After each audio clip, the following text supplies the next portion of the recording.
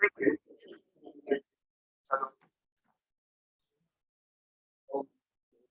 वासुदेवाय।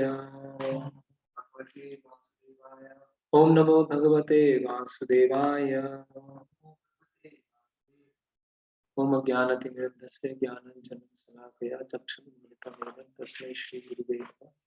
श्रीचैतन्यमनोभीष्टं स्थापितं येन भूतले स्वयं रूपकदा तदाति स्वापदान्तिकं वन्देऽहं श्रीगुरो श्रीयुक्तपतिकमलं श्रीगुरुं वैष्णवांश्च श्रीरूपं साधुजातं सहगण रघुनाथान्वितं सजीवं साद्वैतं सावधूतं परिजनसहितं कृष्णचैतन्यदेवं श्रीराधा कृष्णपादान् सहगणरहिता श्रीविशाखान्वितांश्च नमः ओं विष्णुपादाय कृष्णपृष्ठाय भूतले श्रीमते भक्तिवेदांत स्वामी ते नामने नमस्ते सारस्वते देवे गौरवाणी प्रचारणे निर्विशेष शून्यवादी पाश्चात्य देशतारणे जय श्री कृष्ण चैतन्य प्रभु नित्यानंद श्री अद्वैत गदाधर शिवासादि गौर भक्तवृंद हरे कृष्ण कृष्ण कृष्ण हरे हरे हरे राम राम राम हरे हरे। हरे कृष्ण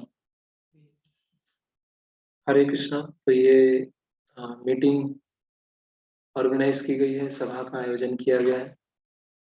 तो इसका उद्देश्य ये है कि जो भक्त काफी समय से भक्ति में जुड़े हैं और गंभीरता से आगे बढ़ना चाहते हैं तो उनके लिए एक प्लेटफॉर्म मिले, उनको एक ऐसा स्थान मिले जहाँ पर वो अपने कुछ फिलोसफिकल डाउट पूछ सकते हैं, अपने प्रैक्टिकल प्रॉब्लम्स हैं वो डिस्कस कर सकते हैं।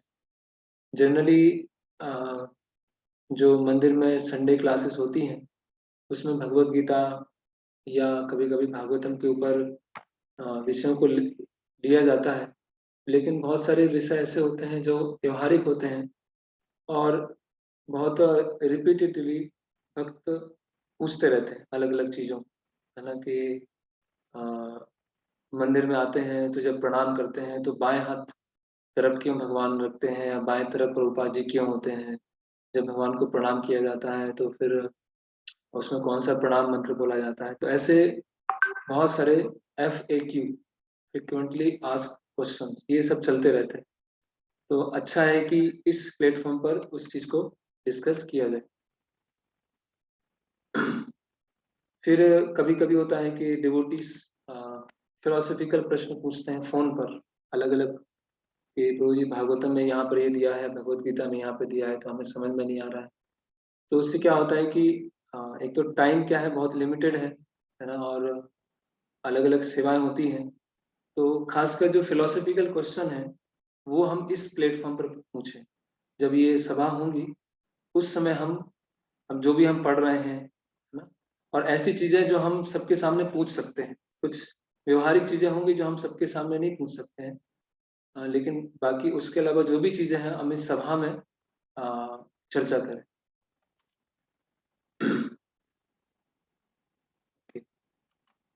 तो हम वैष्णव सदाचार प्रारंभ करने जा रहे हैं। तो वैष्णव एटिकेट्स, सदाचार, सत मतलब सत्य, आचार मतलब व्यवहार। तो इस वैष्णव सदाचार की क्या आवश्यकता है और वैष्णव सदाचार के अंतर्गत क्या क्या महत्वपूर्ण बातों को हमें ध्यान में रखना होता है उसको हम देखेंगे।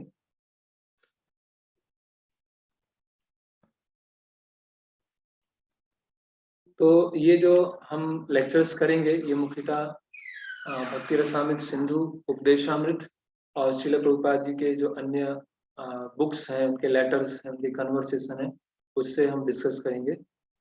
तो चैतन्य महाप्रभु सनातन गोस्वामी को क्या होता है कि सनातन गोस्वामी आते हैं जगन्नाथपुरी में चैतन्य महाप्रभु से मिलने के लिए, क्योंकि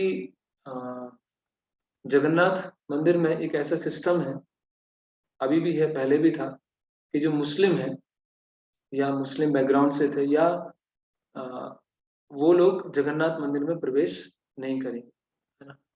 तो क्योंकि सनातन गोस्वामी ने मुस्लिम गवर्नमेंट में कार्य किया था, इसकी वजह से हिंदू समाज ने उनका बहिष्कार कर दिया था। तो सनातन गोस्वामी जब चैतन्य महाप्रभु से मिलने आते हैं तो उनसे मिलने के लिए दो रास्ते हैं। पहला रास्ता जो है, जो शॉर्टकट है, वो जगन्नाथ मंदिर के सामने से है ना। वहाँ पर जगन्नाथपुरी में एक रोड है, ग्रांट रोड है, और उसके आगे जगन्नाथ मंदिर है, और वहाँ से आगे चल के जहाँ पर चैतन्य महाप्रभु गंभीरा में रहते थे। और एक है जहाँ पे आपको समुद्र से होते जाना पड़ता है, और समुद्र के पास में क्या है, बहुत सारी बालू है, और जब ग्रीष्म ऋतु है तो बालू क्या है, बहुत ज्यादा चल रही है पैरों में। तो सनातन गोस्वामी कौन सा रास्ता चुनते हैं?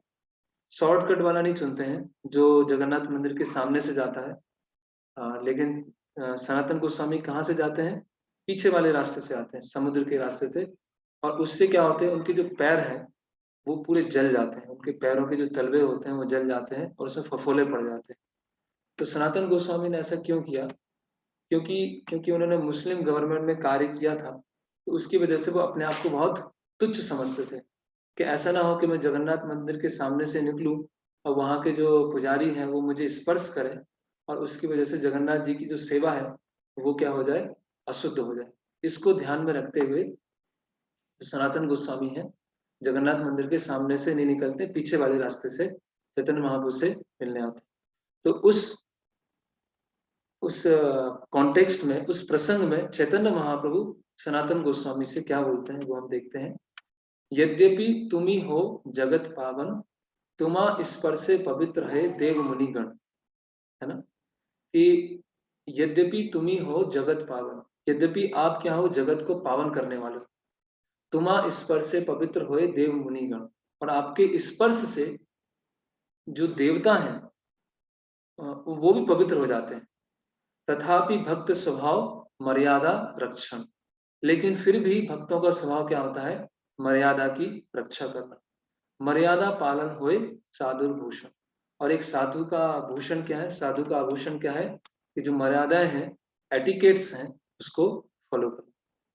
है ना, तो सनातन गोस्वामी शुद्ध भक्त है, महाभागवत है, उनको इस सूची मुचि के नियमों को पालन करने की आवश्यकता नहीं है, फिर भी उन नियमों को पालन करते हैं जिससे कि जगन्नाथ जी के जो सेवा है उसमें अशुद्धता ना हो।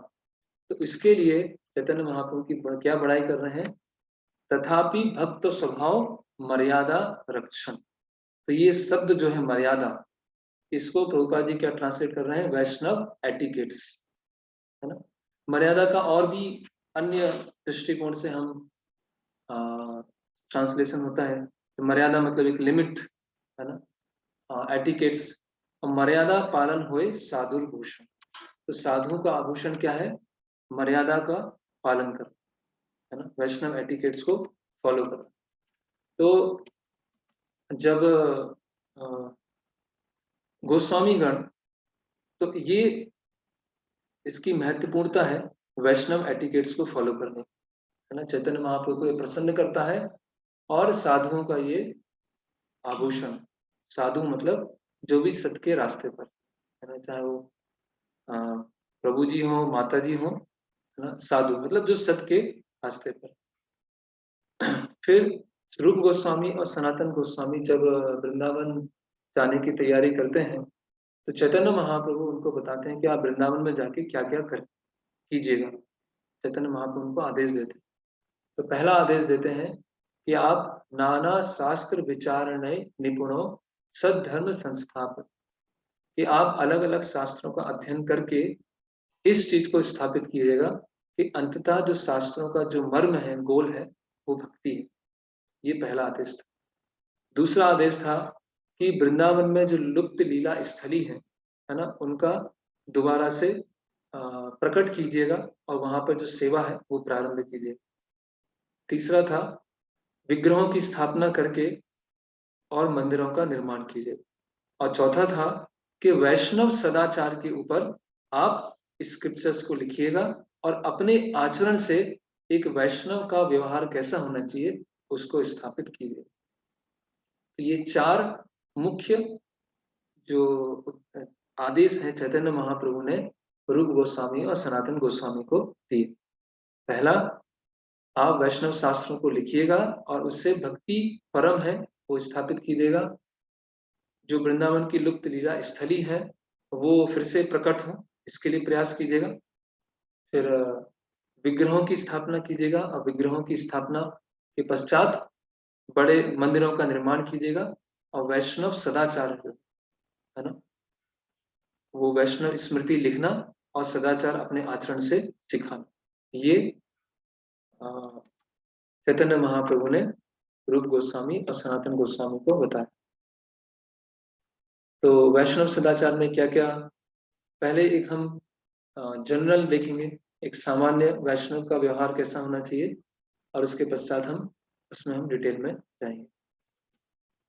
तो वैष्णव का जो जीवन होना चाहिए वो सिंपल लिविंग और हाई थिंकिंग, सादा जीवन और उच्च विचार, है ना। अभी के समाज में क्या होता है, कॉम्प्लेक्स लिविंग नो थिंकिंग, है ना, कि इतना जटिल सोच होती है कि क्या व्यक्ति सोच रहा है, क्या कर रहा है, वो समझना क्या हो जाता है, बहुत मुश्किल हो जाता है।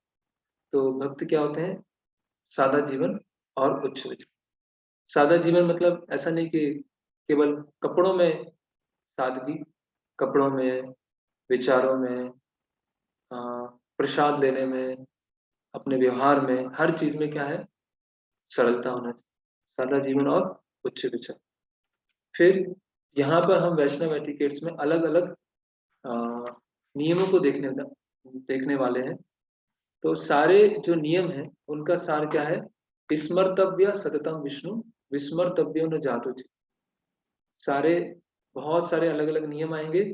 सारे नियमों का सार क्या है कि हमेशा कृष्ण का स्मरण रखना, और कभी भी कृष्ण का विस्मरण ना हो, उसके लिए प्रयास।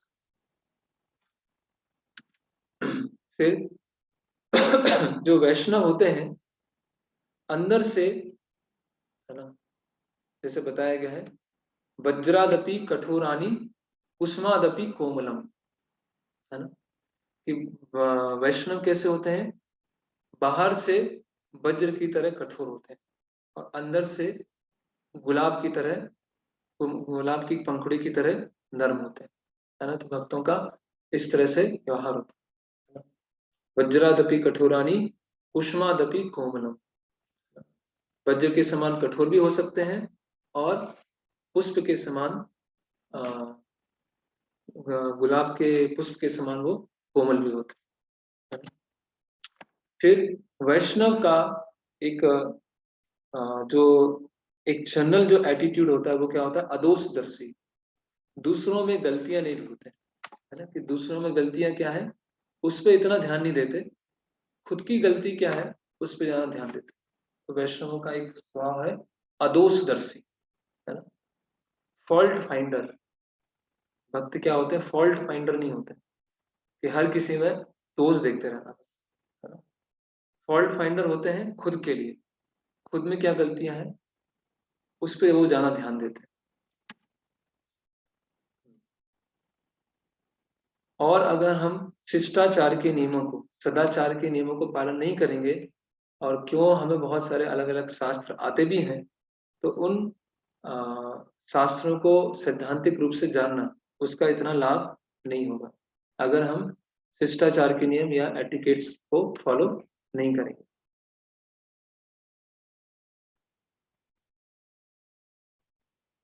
वैष्णव सदाचार का त्याग करना निश्चित रूप से स्वयं के आध्यात्मिक जीवन का अंत करने के समान, है ना।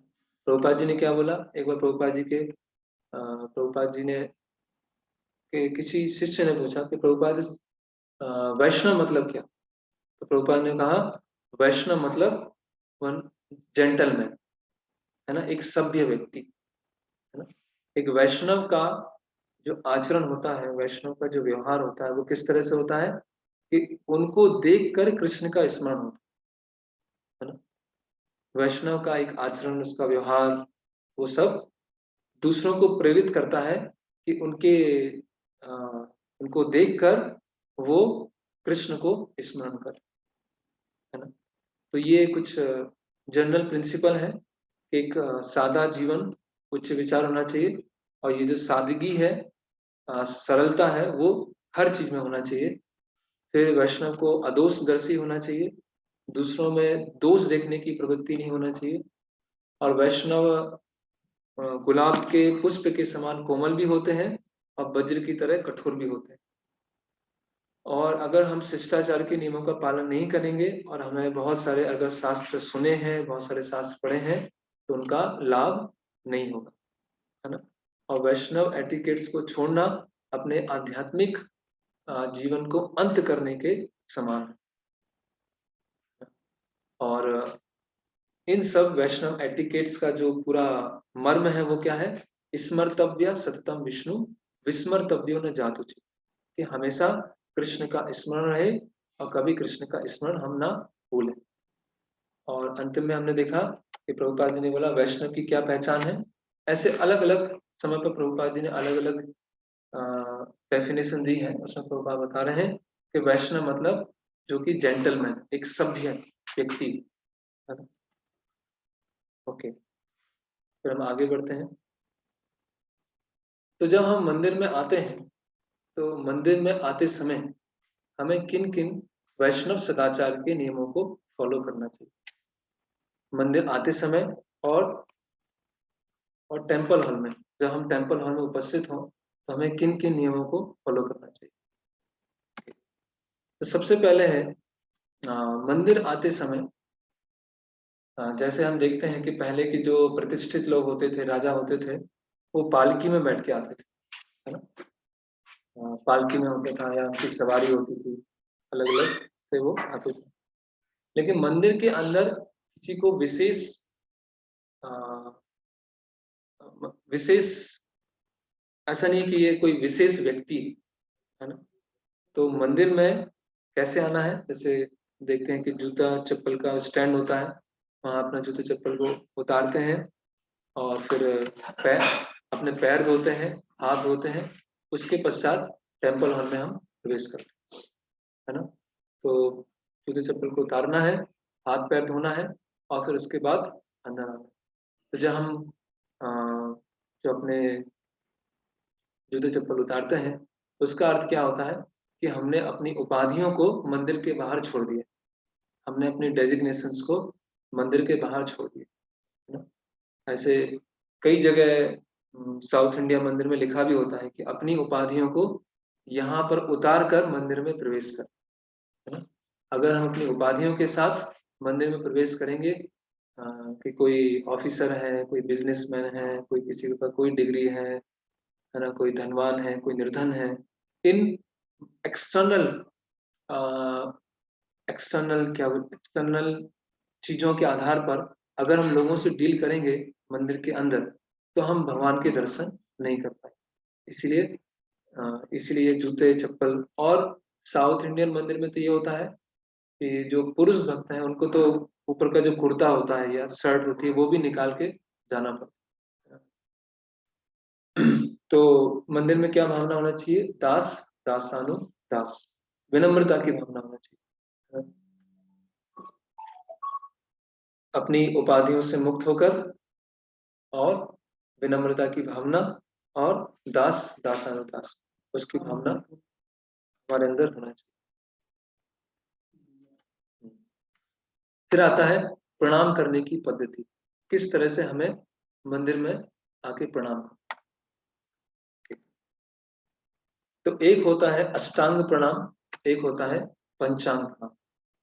अष्टांग प्रणाम मतलब जिसमें 8 अंगों से भगवान को प्रणाम किया जाता है, और एक होता है पंचांग प्रणाम जिसमें 5 अंगों से प्रणाम किया जाता है।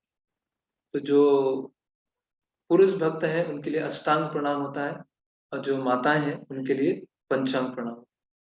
तो क्या है अष्टांग प्रणाम में? अष्टांग प्रणाम मतलब 2 पैर, 2 घुटने, छाती, 2 हाथ और मन। तो 2 पैर, 2 घुटने, चेस्ट, छाती, दोनों हाथ और मन, ठीक है। तो इन 8 अंगों से प्रणाम किया जाता है। अब पंचांग प्रणाम क्या होता है? जिसमें 2 घुटने, 2 हाथ और मन, इनसे हम पंचांग प्रणाम करते हैं।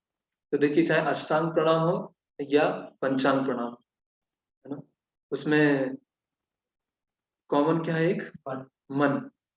अगर मन नहीं है, प्रणाम कर रहे हैं, और मन वहां पर उपस्थित नहीं है, तो प्रणाम क्या हुआ? कंप्लीट नहीं हुआ, है ना। हमने प्रभुपाद जी के सामने गए और प्रणाम किया, लेकिन मन वहां पे नहीं था, या भगवान के सामने गए, मन और कहीं था, तो प्रणाम क्या हुआ? वो कंप्लीट नहीं हुआ।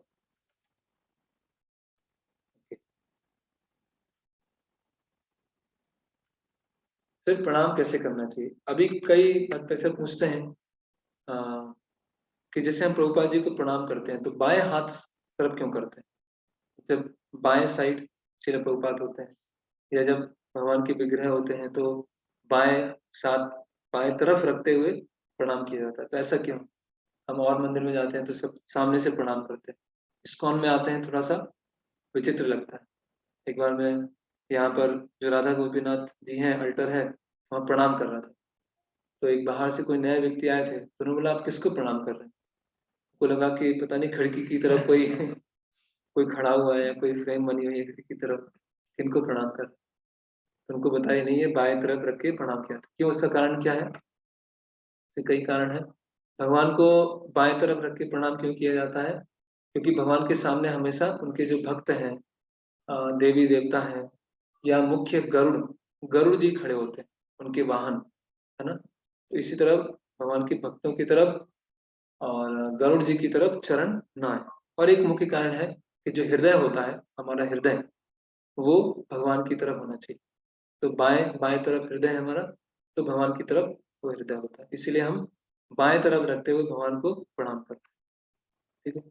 इसी तरह से हम प्रभुपाद जी को प्रणाम करते हैं, तो बाएं तरफ का मुख्य कारण क्या है? जो हृदय है, वो श्रील प्रभुपाद जी। और हम जब देवी देवताओं के मंदिर जाते हैं, कभी कभी अगर हमें जाना पड़े अपने फ्रेंड्स या रिलेटिव्स या सगे संबंधियों के कारण, तो फिर उसमें हम देवी देवताओं को दाएं तरफ रखते हैं, प्रणाम करते हैं। उस समय उल्टा प्रणाम किया, उस समय बाएं तरफ नहीं, उससे देवी देवताओं को दाएं तरफ रखते हुए प्रणाम किया जाता है। कहीं कहीं सीधे भी करते हैं, लेकिन अच्छा है हम दाएं तरफ रखें। ओके। किस समय प्रणाम नहीं करना है भगवान को? जब भगवान विश्राम ले रहे हो, मंदिर के पट बंद हो, मान लीजिए मंदिर के पट बंद है, तो आप मंदिर में आए, ठीक है, और फिर आपने प्रणाम किया। भगवान 1 से 4 बजे, 1 से 4 मंदिर बंद रहता है, उस समय आकर मंदिर के सामने भगवान के जो पट है उसमें प्रणाम नहीं करना। या फिर मंगला आरती पूरी हो गई, दर्शनारती का टाइम है, तो भगवान विश्राम नहीं कर रहे हैं, भगवान का अभिषेकम चल रहा है, भगवान की ड्रेसिंग चल रही है, तो उस समय प्रणाम नहीं करना, है ना। या अंदर भोग लग रहा है, मान लीजिए 8 बजे भगवान का भोग लगता है, बाल भोग, 15 मिनट के लिए, तो उस समय पट बंद है, तब भगवान को प्रणाम नहीं करना। तो जब भगवान विश्राम कर रहे हैं, या ड्रेसिंग चल रहा है, अभिषेकम चल रहा है, या भगवान भोग स्वीकार कर रहे हैं, उस समय हमें मेन ऑल्टर में प्रणाम नहीं करना। केवल हम प्रभुपाद जी को प्रणाम कर सकते हैं।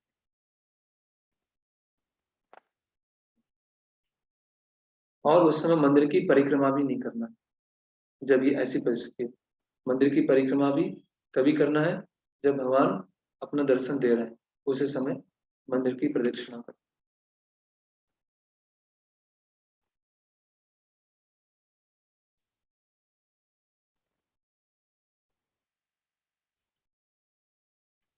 ओके। फिर जब हम प्रणाम करेंगे, तो हमें प्रणाम मंत्र बोलना है। जब हम शिला प्रभुपाद जी के प्रणाम कर रहे हैं, तो प्रभुपाद जी का प्रणाम मंत्र बोलना है। क्या प्रणाम बोलते हैं? नमः ओम विष्णु पादाय कृष्ण पृष्ठाय भूतले श्रीमते भक्ति वेदांत स्वामी थी नामने नमस्ते सारस्वते देवे गौरवाणी प्रचारणे निर्विशेष शून्यवादी पाश्चात्य देशे तारणे। ये पूरा बोलना है, और थोड़ा सा उच्च उच्चारण से बोलना है, जिससे हम सुन सकें। मन में नहीं बोलना है, ये हमें ऐसे बोलना है कि हम इसको सुन सकें। ठीक है। और जिनका दीक्षा हो गया है या जिनका आश्रय हो गया है, वो पहले अपने गुरु महाराज का प्रणाम मंत्र बोलते हैं, फिर प्रभुपाद जी का प्रणाम मंत्र बोलते हैं। ठीक है। तो ये प्रभुपाद जी का प्रणाम मंत्र हुआ। उसके बाद जब हम ऑल्टर में जाते हैं, मतलब ऑल्टर के बाहर प्रणाम करने जाते हैं, तब प्रणाम मंत्र होता है। चैतन्य महाप्रभु नित्यानंद प्रभु का होता है, जगन्नाथ जी का अलग होता है, राधा कृष्ण का अलग होता है। तो ये भी प्रणाम मंत्र हमको पता होना चाहिए। तो अगर कोई भी प्रणाम मंत्र पता नहीं है, तो कम से कम ये हम प्रणाम कर सकते हैं। क्या है? वंदे हम श्री गुरु श्री उत्पद कमलम श्री गुरु वैष्णवाम सा श्री रूपम साग्रजातम सहगण रघुनाथान्वितम सजीवम साद्वैतम सावधूतम परिजन सहितम कृष्ण चैतन्य देवम श्री राधा कृष्ण पादान सहगण ललिता श्री विशाखान्वितम। तो ये प्रणाम मंत्र में सब आ गए। छठ गोस्वामी भी आ गए हैं, गुरु परंपरा भी आ गई है, चैतन्य महाप्रभु भी आ गए हैं और राधा कृष्ण भी आ गए, ललिता विशाखा सखी वो आ गए। तो अगर हमको प्रणाम मंत्र नहीं पता है तो हम ये प्रणाम मंत्र हम याद कर है ना। तो इससे हम सभी को अपना जो प्रणाम है वो हम अर्पित करेंगे। ओके, फिर जितने बार भी हम मंदिर में प्रवेश करें, जैसे मान लीजिए मंदिर हम आए, मंदिर पहले मतलब पूरा मंदिर, फिर है टेम्पल हॉल, तो अभी मंदिर में आए, हम सेवा कर रहे हैं और फिर हम टेम्पल हॉल में गए, तो फिर हमको प्रणाम करना है। और जब हम टेम्पल हॉल से निकले फिर प्रणाम करना है, फिर बाहर जाना है। और फिर पता चला आधे घंटे बाद फिर आए हम टेम्पल हॉल में, तो फिर प्रणाम करना है। और फिर जब निकलते समय प्रणाम फिर करके फिर बाहर निकलना। मतलब जितनी बार भी हम भगवान के सामने आएंगे प्रणाम हम हमें करना है। उस समय ऐसा है कि हम पंचांग प्रणाम कर सकते हैं, जो पुरुष भक्त हैं माताएं तो हमेशा पंचांग प्रणाम ही करेंगे। मतलब जब भी हमें आध्यात्मिक गुरु दिखते हैं और जब भी हमें भगवान के कक्ष में आते हैं, टेम्पल हॉल में आते हैं, तब तक हमें प्रणाम करना है ना। नहीं तो क्या होता है, वो टेकिंग फॉर ग्रांटेड हो जाता है कि बार बार हम टेम्पल हॉल में आ रहे हैं पर हम ध्यान नहीं देते। मान लीजिए किसी का डेकोरेशन का सेवा चल रहा है ना, वो फूल लेने बाहर गए और फिर अंदर आए, तो उनको फूल रख के फिर प्रणाम करना है ना। फिर दोबारा गए, फिर लेके आए, फिर प्रणाम करना। तो उससे क्या आ जाएगी, एक दासत्व की भावना आएगी, है ना, कि भगवान यहाँ पर उपस्थित हैं, भगवान एक पर्सन है जो यहाँ पर उपस्थित है और मुझे बार बार प्रणाम करना है। ऐसा नहीं सोचे कि थक गए अब तो कितनी बार झुकेंगे। रघुनाथ दास गोस्वामी जो थे, जो राधा कुंड पे रहते थे, उनका नियम था कि 1000 बार भगवान के विग्रहों को प्रणाम करते थे और 2000 बार वैष्णवों को प्रणाम करते थे। तो जितनी बार भगवान को प्रणाम करते थे उससे दुगना वो वैष्णवों को प्रणाम करते थे। ओके, तो ये पंचांग प्रणाम हुआ, अष्टांग प्रणाम, प्रभुपाद प्रणाम मंत्र, विग्रहों का प्रणाम मंत्र। और जब हम पहली बार मंदिर में आ रहे हैं, जैसे मंदिर में जो भक्त रहते हैं या आप लोग जब बाहर से आते हैं, तो पहली बार आ, पूरा दंडवत, पुरुष भक्तों के लिए पूरा दंडवत प्रणाम करें। अगर बार बार सेवा की आवश्यकता है तो फिर पंचांग प्रणाम करें।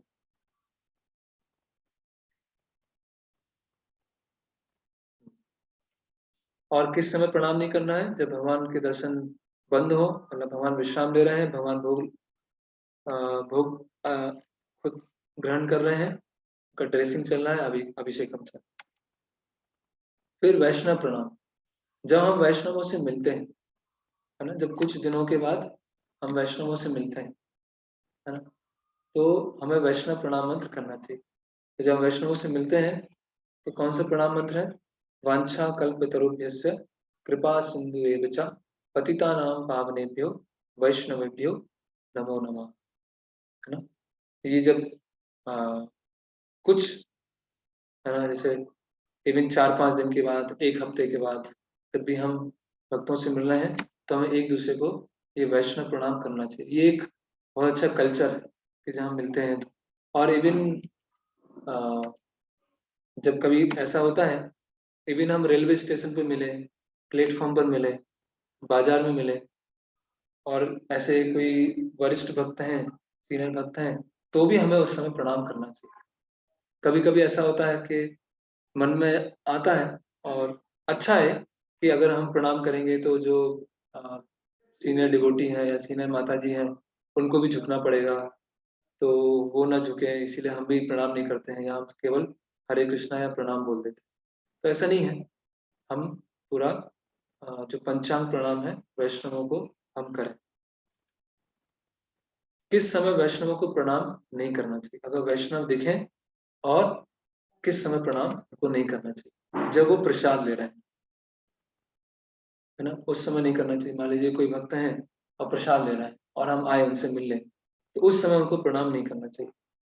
या वो कुछ पानी लेके आ रहे हो, हाथ में पानी है, या कुछ फूल तोड़ रहे हो, या स्नान करके आ रहे हो, है ना।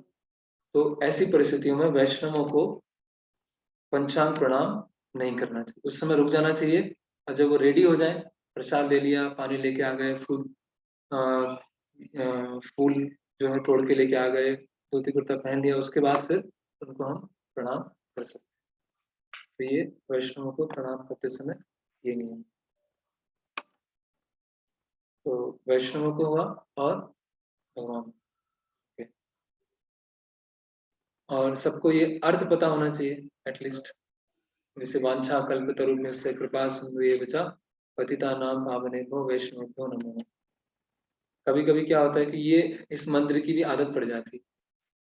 जब मैं बहुत पहले बेस में रहता था, तो क्या होता था, कॉलेज से जब हम लोग आते थे तो एक दूसरे को प्रणाम करते थे। तो वो अपने कॉलेज से पढ़ के आए, मैं अपने कॉलेज से पढ़ के आया, और जब बेस में मिलेंगे तो एक दूसरे को प्रणाम करेंगे। तो प्रणाम में क्या होता था, पूरा मंत्र नहीं बोलते थे, वो सामने वाले भक्त बोलते थे वांछा, और दूसरा बोलता था नमो नमः। तो वांछा नमो नमः, तो वो इस तरह से ना हो जाए, पूरी पूरी तरह से हमें प्रणाम मंत्र बोलना है। Okay.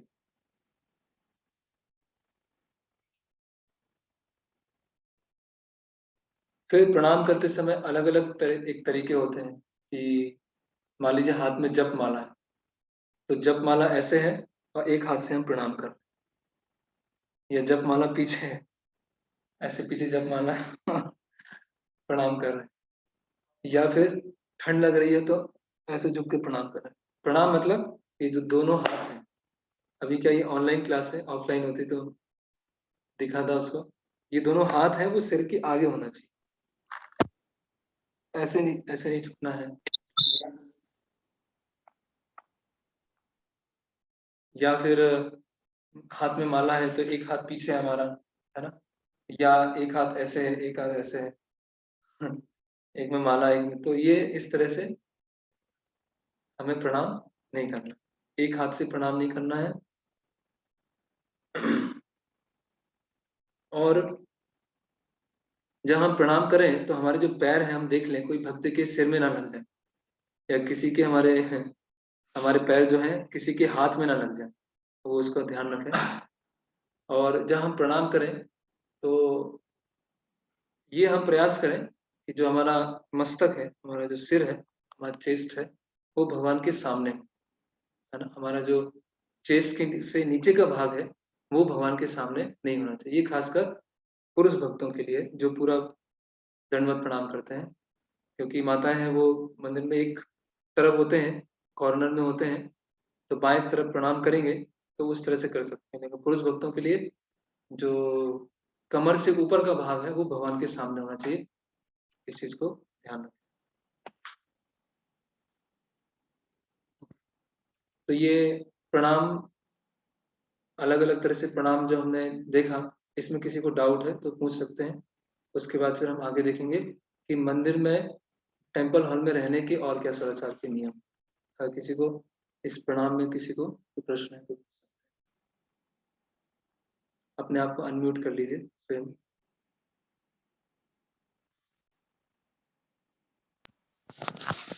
हरे कृष्ण प्रभु। जब हम मंदिर आते हैं और जैसे महाराज हैं या फिर वरिष्ठ वैष्णव हैं, वो क्लास दे रहे हैं या फिर हमको नहीं देख रहे हैं, तो उस समय भी हम उनको प्रणाम कर सकते हैं। हाँ, क्लास या बैठे भी हैं, हम फर्स्ट टाइम देख रहे हैं, वो हमारी तरफ नहीं देख रहे, लेकिन उस समय भी हम प्रणाम करें। नहीं, वैष्णव। ये अच्छा प्रश्न है कि अगर हम टेम्पल हॉल में हैं, तो टेम्पल हॉल में भगवान के जब दर्शन खुले हुए हैं तो वैष्णवों को प्रणाम करना है आपस में तो नहीं करना है, क्योंकि भगवान के सामने केवल भगवान के लिए प्रणाम होगा और प्रभुपाद जी को, और किसी को प्रणाम नहीं होता, है ना। तो जब हम तुलसी महारानी को प्रणाम करते हैं तो भगवान के पट क्या होते हैं, बंद होते हैं। तुलसी आरती के समय क्या करते हैं, भगवान के पटों को बंद कर लेते हैं। तुलसी महारानी की आरती भगवान के सामने नहीं होती, लेकिन प्रभुपाद जी क्यों होती है, क्योंकि प्रभुपाद जी ने उसको अलाउ किया। वैष्णवों को आपस में या सन्यासी हैं उनको भगवान के पट खुले तब प्रणाम नहीं करना।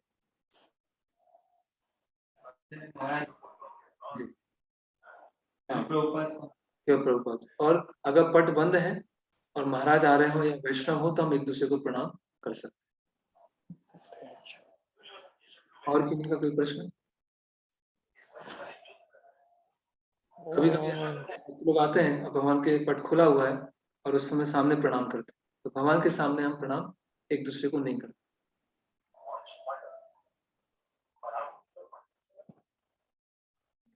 और किसी का प्रश्न नहीं है, फिर आगे बढ़ते हैं। ओके, तो मंदिर में जब बैठे हैं तो किन किन बातों का हमें ध्यान रखना चाहिए?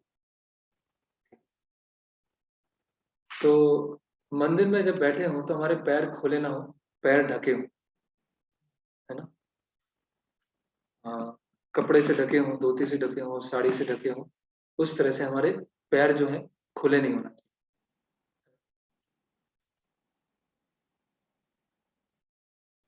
और विग्रह के समक्ष पैर फैला के ना बैठे, है ना। या एड़ी है, हाँ ये प्रश्न आया है, हाँ ये छूट गया था, अच्छा प्रश्न। प्रभु जब क्लास चल रही हो तब अल्टर को प्रणाम करना चाहिए कि नहीं? यस, हम देखते हैं कि जब क्लास चल रही है और क्लास चलते समय भी पट खुलता है, तब हम भगवान को प्रणाम करें कि नहीं करें? तो उस समय प्रणाम नहीं करना चाहिए, क्योंकि भगवान अपने वाणी में वहां पर उपस्थित है। तो कोई अगर प्रवचन दे रहे हैं कोई भक्त, अब पट खुलता है तो उस समय हमें प्रणाम नहीं करना है, क्योंकि श्रवण चल रहा है, तो श्रवण में भगवान वहां पर उपस्थित है। अगर हम प्रणाम करेंगे तो उससे वो डिस्टरबेंस क्रिएट होगा। ठीक है, फिर टेम्पल हॉल में अपने एड़ी हैं, अपने पैर के तलवे हैं, है ना, वो पकड़ के नहीं बैठना, पैर फैला के नहीं बैठना है। और यहाँ तक भी दिया है कि अर्चा विग्रह के सामने सोना नहीं है, झपकी नहीं लेना। लेकिन लेक्चर के समय तो झपकी आई जाती है। और मंदिर में प्रवेश इस तरह से करना है और इस तरह से निकलना है कि प्रभुपाद जी की तरफ, भगवान की तरफ, तुलसी महारानी की तरफ हमारी पीठ ना दिखाएं, है ना। कि टेम्पल हॉल से जब हम निकल रहे हैं तो ऐसे निकलें कि उल्टे होके ना निकलें। एक्चुअली ये वैष्णव एटिकेट्स का जो क्लास है वो ऑफलाइन ही अच्छा होता है, क्योंकि उसमें सब क्या गलती करते हैं वो भी इसमें डिस्कस हो जाता है। तो जब हम टेम्पल हॉल से निकलें, है ना, तो हमारी पीठ भगवान की तरफ नहीं होना चाहिए, या प्रभुपाद जी की तरफ नहीं होना चाहिए, या तुलसी महारानी की तरफ नहीं होना चाहिए। इसको हमें ध्यान रखना। कभी कभी टेम्पल का ऐसा स्ट्रक्चर है, उसकी वजह से कभी कभी पीठ अनअवॉइडेबल हो जाती है, लेकिन हमें ध्यान रखना है कि विग्रह प्रभुपाद और तुलसी महारानी की तरफ पीठ करके हम ना बैठे, ना हम मंदिर से निकले। ओके, तो ये बैठने के नियम है कि पैर खुले ना हो, पैर और तलवे ढके हों, पैर फैला के नहीं बैठना है, एड़ी पैरों के तलवों को पकड़ना नहीं है, झपकी नहीं लेना है, सोना नहीं है, और पीठ दिखा के ना बैठना है, ना पीठ दिखा के बाहर निकलना है। अभी टेम्पल हॉल में बातचीत करना, टेम्पल हॉल में बातचीत करते समय क्या क्या चीजों को ध्यान में रखना चाहिए तो देखते हैं। ऊंची आवाज में बात करना, टेम्पल हॉल में हमें कभी भी ऊंची आवाज में बात नहीं करना, है ना। जैसे साउथ इंडिया में एक कल्चर है कि जो शिष्य हैं जब गुरु के पास में जाते हैं तो ऐसे बात करते हैं, इस तरह से हाथ रख के, है ना। कि ऐसे क्यों करते हैं कि जोर से ना बोले, है ना, ऊंची आवाज में ना बोले, एक विनम्रता। तो इसी तरह से जब भगवान के सामने जाते हैं, ऑल्टर में होते हैं, तो हमें जोर से बात नहीं करना चाहिए, हमें क्या है, धीरे से धीरे बात करनी चाहिए। फिर टेम्पल हॉल में भगवान के सामने झगड़ा ना करें, है ना। वहां पे किसी की निंदा करना, क्रोध करना, किसी को नेग्लेक्ट करना, वो चीज टेम्पल हॉल में नहीं होना चाहिए। दूसरे भक्तों का गुणगान करना, वो भी टेम्पल हॉल में नहीं होना चाहिए, वो बाहर। टेम्पल हॉल मतलब भगवान का गुणगान और भगवान को देखते हुए बाकी ये सब नियम क्यों है? हमें ये कॉशियस बनाने के लिए कि भगवान वहां पर हैं, भगवान की हम सेवा कैसे कर रहे हैं, एक लक्ष्मी नारायण की तरह कर रहे हैं। तो राजा है ना, तो राजा के सामने कैसे हम किसी दूसरे का गुणगान कर सकते हैं, या ऊंची आवाज में बोल सकते हैं, या हम झगड़ सकते हैं। फिर मजाक ना करें और प्रजल्प ना करें टेम्पल हॉल भगवान के सामने। इसका मतलब ये नहीं है कि टेम्पल हॉल के बाहर प्रजल्प करें, प्रजल्प कहीं नहीं करें। तो मजाक नहीं करना है और व्यर्थ की बातें नहीं करना, और असत्य वचन टेम्पल हॉल में नहीं बोलना। इसीलिए हम देखते हैं कि पहले के समय जब न्याय होता था तो कैसे होता था, भगवान के विग्रहों के सामने न्याय होता था। तो जो चोर होता था वो भी डरता था कि अरे भगवान के विग्रह है ना, तो इनके सामने झूठ नहीं बोलना। जैसे वो साक्षी गोपाल की कथा सुनते हैं, साक्षी गोपाल में भगवान क्या है, साक्षी देने आते।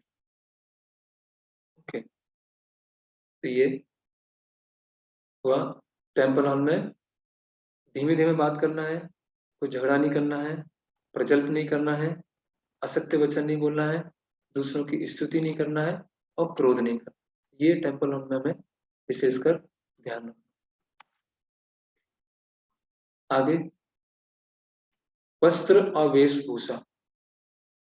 जब हम टेम्पल आए, अभी ये नियम, जो भी हम ये नियम समझ रहे हैं, इसमें ये ध्यान रखना है, अगर कोई नवागंतुक है, कोई नया है जो टेम्पल में आया है, उसको ये नियम नहीं पता है ना, तो उसको हम एक अच्छी तरह से विनम्रता से समझाएं कि ये सब नियम क्यों है। ऐसा नहीं कि एकदम से स्ट्रांगली स्पीकिंग चालू हो जाए वहां पर, और आपको ये नहीं आता, आप ऐसे बोल रहे हो, तो वो क्या हो जाएगा, उस जगह उसको डर लग जाएगा, पता नहीं हम कौन से कहाँ पे आ गए, है ना। मान लीजिए कोई टेम्पल हॉल में बैठा हुआ है और उसके पैर ढके नहीं है ना, तो उसको हम समझा सकते हैं कि भगवान के सामने पैर खोले नहीं होना चाहिए। और अगर हमने एकदम से जोर से डांट के बोल दिया कि नहीं ऐसा, तो वो सोचेगा अरे ये तो बहुत ज्यादा नियम है, हम तो यहाँ नहीं आ पाए। तो ऐसा ना हो। वैष्णव सदाचार के जो नियम है वो एक स्वेच्छा से पालन होते हैं। जब हम कॉन्शियस होंगे, कृष्णा कॉन्शियस होंगे, तो अपने आप ही इन नियमों को फॉलो करना हम चालू कर देंगे। तो इस चीज को हमें ध्यान रखना। ओके ओके, अभी वेशभूषा क्या होनी चाहिए। भक्तों की वेशभूषा सदैव सादी, स्वच्छ और दूसरों को भगवान श्री कृष्ण का स्मरण दिलाने वाली होनी चाहिए, है ना। स्वच्छ होना चाहिए, साफ सुथरी होना चाहिए, सादी होना चाहिए, और दूसरों को कृष्ण का स्मरण दिलाए, नीट एंड क्लीन। फिर जब हम विशेषकर मॉर्निंग प्रोग्राम में आ रहे हैं, या रविवार सत्संग प्रोग्राम में आ रहे हैं, या फिर हम सेवा करने आ रहे हैं, तो वैष्णव वेशभूषा में ही मंदिर आए, है ना। तो जो प्रभु जी लोग हैं, उनके लिए धोती कुर्ता है ना। अगर कुर्ता कलरफुल वाला है तो वो भी सिंपल हो, ऐसे बहुत सारे अलग अलग कलर, और I lost my heart in Vrindavan, वो उस तरह से वो ना हो। बहुत सारे अलग ट्रेंडी ट्रेंडी टाइप में कुर्ते हैं, या ट्रेंडी टाइप में टी शर्ट्स हैं, उस तरह से ना हो। अगर कलरफुल कुर्ते भी हैं, खासकर जो गृहस्थ पहनते हैं, तो वो सिंपल कुर्ते हो सकते हैं। जो माताएं हैं वो साड़ी में हो और सिर ढका हो। और ऐसा बताया गया है कि जो गोपी ड्रेस होती है वो मुख्यतः किन के लिए होती है, जो अविवाहित माताएं होती है उनके लिए गोपी ड्रेस होती है। और ट्रेडिशनल कल्चर में विवाह क्या होता था, जल्दी होता था, है ना। 14, 15, 16, 17 साल में विवाह हो जाता था। तो उसके पहले तक जो अविवाहित माताएं होती थी वो गोपी ड्रेस पहनते थे। लेकिन अभी विवाह जैसे जैसे कलयुग बढ़ रहा है तो लेट होता है, तो इसीलिए एक नियम बनाया है अभी, धीरे धीरे वो इम्प्लीमेंट होगा कि जो 16 साल से अधिक जिनका एज है माताओं का, वो केवल साड़ी में ही मंदिर आए, और जो 16 साल से कम है केवल उनके लिए ही जो गोपी ड्रेस है वो उसको अलाउ किया जाए। क्योंकि वही नियम था पहले भी उसी एज ग्रुप के गोपी ड्रेस पहनी जाती। तो 16 साल से ऊपर आइदर मैरिड और अनमैरिड जो भी हैं वो गोपी ड्रेस में ना आए। कम से कम जो ये ग्रुप है जो हम अब आपस में चर्चा कर रहे हैं हम लोग फॉलो करें। अगर बाकी भक्त हैं या नए हैं उनको नहीं पता है तो धीरे धीरे उनको हम समझा सकते हैं कि इस तरह से हम फॉलो करते हैं। उससे एक वैष्णव समाज में एक डिग्निटी एक बनी रहती है, एक सभ्य सभ्य समाज को दिखता है। तो ये हमें ध्यान रखना है, थोड़ा सा ये मुश्किल है। फिर इसमें बताया है कि अगर हम कोई बहुत ही इमरजेंसी सिचुएशन है ना, या प्रचार करने के लिए कभी कभी हम वैष्णव ड्रेस नहीं है उस तरह हम मंदिर आए तो ठीक है, वो उसमें अंडरस्टैंड है वो कि हाँ ऐसी परिस्थिति में वैष्णव ड्रेस पहन के नहीं आ। ओके। स्त्री एवं पुरुष दोनों ही की वेशभूषा सादी स्वच्छ शुद्ध स्वरूप की हो। आधुनिक फैशन के अथवा बहुमूल्य वस्त्र ना पहने। आपके वस्त्र ठीक रीति अनुसार एवं सभ्य होना चाहिए। सुगंधित तेल, इत्र, सेंट या अन्य श्रृंगार की अनावश्यक वस्तुओं का प्रयोग ना करें। मंदिर में रहें अथवा मंदिर के बाहर वैष्णवों के लिए सादा रहना अत्यंत महत्वपूर्ण है ना। तो इसमें है कि बहुत ज्यादा सुगंधित तेल, सेंट या श्रृंगार की चीजें बहुत सारी अनावश्यक उपयोग ना करें। अभी इसमें बहुत सारे नियम हैं, वो थोड़ा सा क्लियर होना बाकी है, तो वो जो डिटेल है वो कभी हम बाद में डिस्कस करेंगे। लेकिन इन जनरल हमें सादे रूप से आना है। पिछले दिन के पहने हुए कपड़े पहन के मंदिर ना आए, तो स्वच्छ कपड़े हों वही पहन के आए। फिर जैसे कि प्रभुपाद जी से कहा पूछा था कि वैष्णव कौन है, तो प्रभुपाद जी ने बोला कि वैष्णव मतलब सभ्य, जेंटलमैन। तो उसी तरह से चैतन्य महाप्रभु से पूछा गया कि वैष्णव कौन है, तो चैतन्य महाप्रभु ने बोला कि जिनको देखकर हमें कृष्ण का स्मरण है ना। तो तिलक है, कंठी माला है, सादे एक रिस्पेक्टेबल ड्रेस है, तो उस तरह से अगर हम मंदिर में आएंगे और वैष्णव जो सदाचार के नियम पालन करेंगे तो यस हम शुद्ध वैष्णव बनने के रास्ते में। तो यहाँ पर आज हम विराम लेते हैं, आगे हम देखेंगे तिलक तिलक लगाने की क्या इम्पोर्टेंस है, और बाल, शिखा, है ना, अलग अलग चीजें, फिर वो हम देखेंगे। कीर्तन के समय क्या ध्यान रखना है। हरे कृष्ण। किसी का कोई प्रश्न है आज के सेशन से संबंधित, या कोई भी इन जनरल फिलोसॉफिकल प्रश्न तो पूछ सकते हैं, जिससे और अन्य भक्तों को भी उसमें फायदा हो।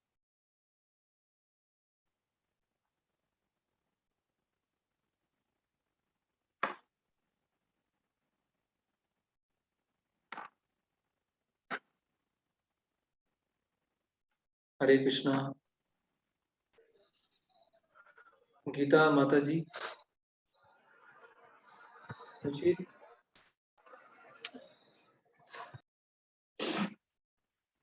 गीता माता जी। संजय संजय पाथेकर। हरे कृष्ण प्रभु जी। हरे कृष्णा। प्रभु जी टेम्पल में जाते हैं और आपने जो मंत्र बताया है वो बोलना, वो बोलते हैं, उसके अलावा कुछ प्रार्थना भी करना चाहिए या नहीं? नहीं, नहीं वही सिर्फ अपने आप में मंत्र। क्या वही प्रार्थना है। जैसे जो मंत्र हम पढ़ते हाँ हैं वो अपने आप में प्रार्थना ही है। श्लोक जो है वो प्रार्थना है।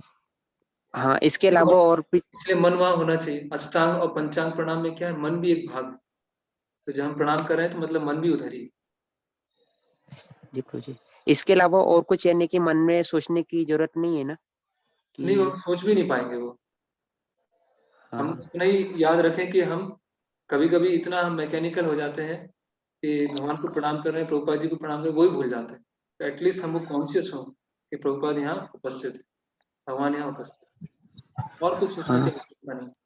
फिर जब विग्रहों का हम दर्शन करेंगे उस समय कुछ प्रार्थनाएं होती हैं, वो हम अगली बार चर्चा करेंगे, दर्शन करते समय क्या क्या प्रार्थना करें। जी प्रभु जी। और प्रभु जी एक छोटा सा क्वेश्चन की, यानी कि यही मंत्र हर बार विग्रह, अलग अलग विग्रह, जैसे लक्ष्मी नारायण जी हो गए और राधा कृष्ण जी हो गया, जगन्नाथ जी हो गया, तो सभी विग्रह के सामने ये मंत्र बोल सकते हैं ना? हाँ, सभी या विग्रहों के सामने ये प्रणाम। जी प्रभु जी, धन्यवाद। हरे कृष्ण। एक प्रश्न है कि प्रभुपाद जी के बुक्स पढ़ने का कोई सीक्वेंस होता है क्या? हाँ, यस, सीक्वेंस है। तो वो भी जो ग्रुप है, जो ग्रुप बना है उसमें मैं उसको शेयर कर दूंगा। तो कैसे प्रभुपाद जी की बुक्स क्रम से पढ़ना है, तो वो उसको आप रेफर कर सकते हैं। और किसी का कोई प्रश्न?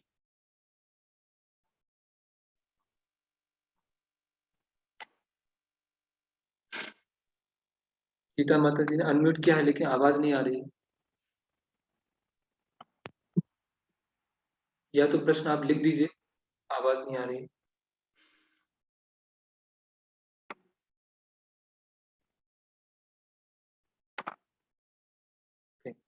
इसमें एक व्यक्ति को अगर स्वेच्छा से वॉलंटरली सेवा लेना चाहे अटेंडेंस का, कि किन्होंने सेशन अटेंड किया है और उसका प्रॉपर एक इसी तरह से एक्सेल फाइल है कि ये भक्तों ने ये सेशन अटेंड किए हैं, तो उसमें कोई वॉलंटियर है जो इस सेवा को लेना चाहेंगे? हाँ। तो आदि गुरु प्रभु यहाँ है, तो वो अटेंडेंस ले लेंगे। और आप एक्सेल सीट और ये डेट, वैष्णव एटिकेट्स पार्ट 1, तो जिनका वो जो इसमें नहीं आ पाए उनको फिर हम भेज सकते हैं। आप स्क्रीनशॉट ले लीजिए। अच्छा, अभी अपने नाम से ही लॉगिन है। ठीक, और किसी का कोई प्रश्न नहीं है तो कुछ 2-3 अनाउंसमेंट है। एक तो ये है कि